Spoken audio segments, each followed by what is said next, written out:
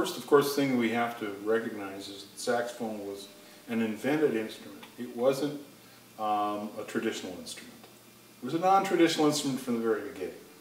It's a hybrid. It has the characteristics of both a brass instrument, conical brass instrument, with a single beating reed.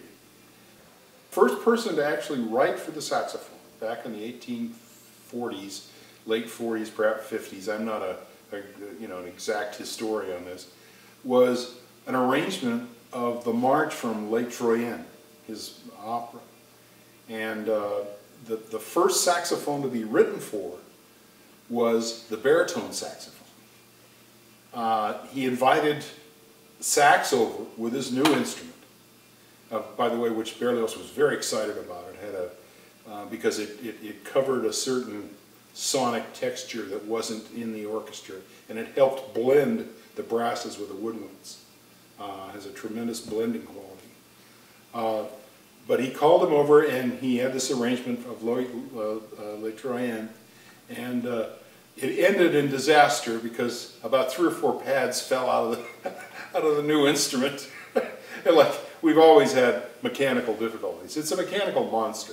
And then everybody loved it. Bizet loved the saxophone, so he put it in l'Arlésienne suite. Massenet used it in his Werther opera. And quite a number of pieces. Offenbach wrote for it in his Gaieté Parisienne. And so it had instantaneous success. But this is a very interesting story because it lost its popularity because of a feud between clarinetists and saxophonists in the orchestras in Paris. They were furious, the clarinetists were furious, because the saxophone was chosen to be included in the French Guard Republican bands almost instantaneously. And Adolphe Sax had this huge order for saxophones to fill. And the clarinetists were worried. There was a guild of clarinet players in Paris who had a meeting, I guess, and decided that they wouldn't play in any orchestras that hired a saxophone player. So the saxophone suddenly went from the grandest invention of all time to being almost forgotten for a while.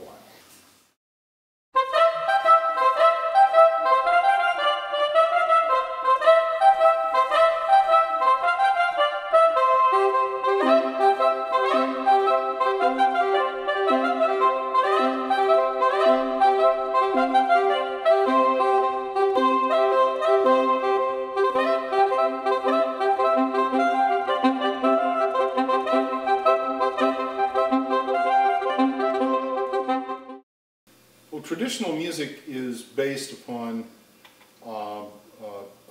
something that is passed on from teacher to student. And these are the large conservatories, the most important schools of saxophone playing. I mean, starting with the French school, and then going over to the Rocher school, and then the school of Eugene Rousseau, and the school of Larry Teal. They have, how should I put it, they have a history, they have a tradition, they have something that's passed on from teacher to teacher to student.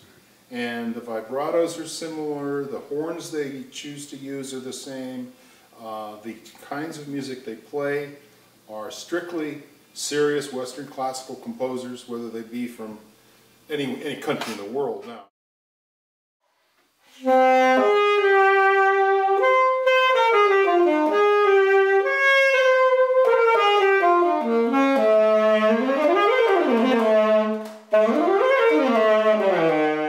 Well, non-traditional is kind of eclectic in its approach to music.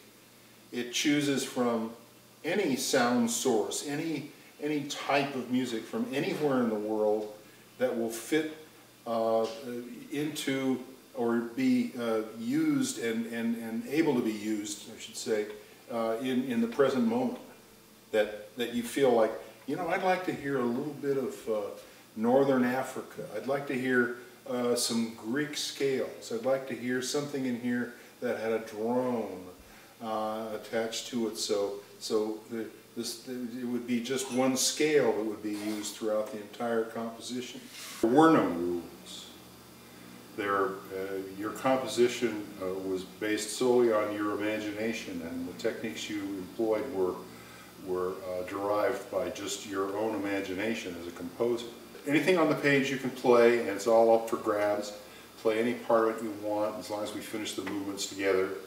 It just entirely improvised sets of music, 45, 50-minute long pieces, and was not unorganized, because by the very nature of highly skilled and trained musicians, the form and the direction and the mixing up of timbres and contrast themes all happen because you're trained. You know that part of music, so that it's in good taste.